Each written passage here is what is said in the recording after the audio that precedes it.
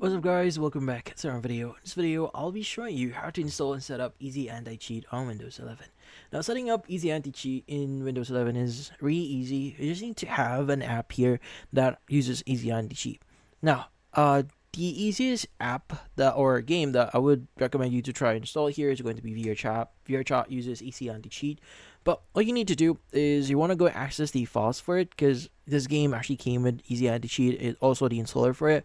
So you want to go to VRChat or to library or any game that use Easy Anti-Cheat. You want to go and right click on it. You want to go to manage and you want to go and choose the option here that says browse local files. Now from here, what we need to do is we want to go ahead and look for Easy Anti-Cheat. So we want to go to search VRChat at the top right here. Just type in easy.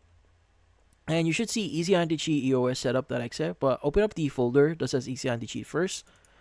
And you should see the same icon here. So you want to go right click on it or the .exe file, and you want to click on the run as administrator. Click on yes, it requires further permission. But once you've done that, it should now be installed into your PC if it's not yet installed. But once you've done this, it's not yet done. You can go ahead and go to your C drive here in your Windows.